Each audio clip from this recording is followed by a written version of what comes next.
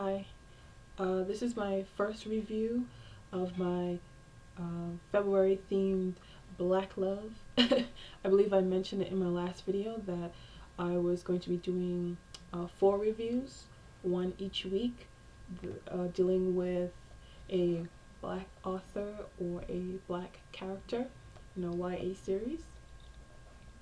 As my way of introducing you to new books that you probably haven't seen before, or you've seen and probably just not sure about.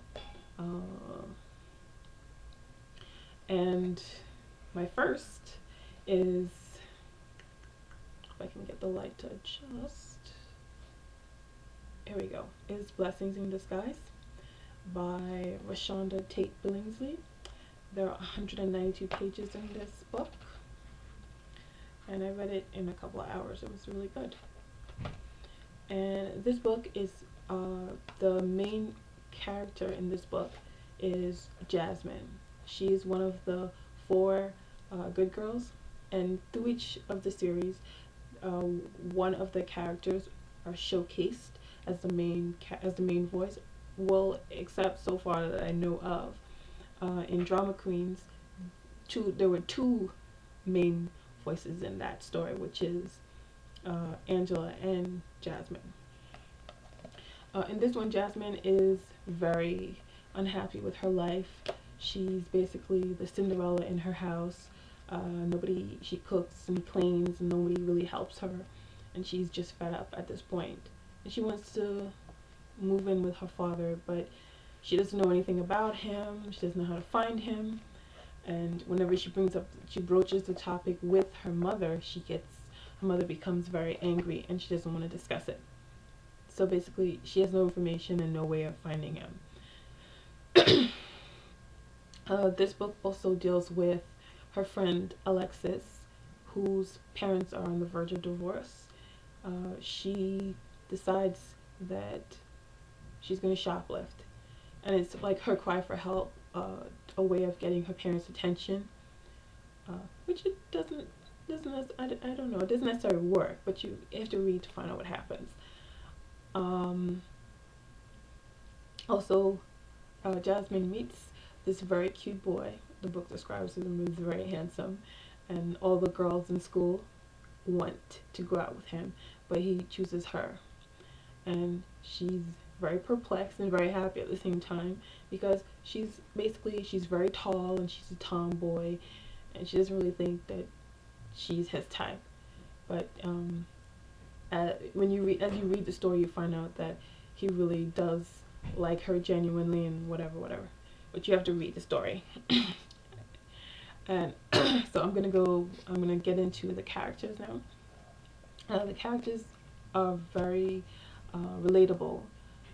Each one of us knows a Camille or an Alexis or a Jasmine or an Angela. We all have we all know someone like that, or we all have someone like that in our lives.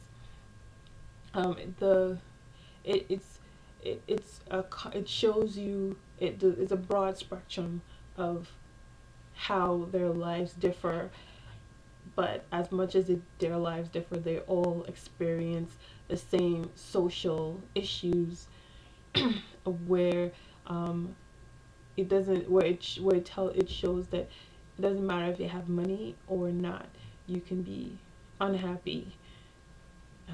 The setting of this book is, I find it is very, it's not like her description doesn't jump off the page at you, but at the same time, it's, the way she captures Jasmine's embarrassment of having to pay with food stamps at her local bodega.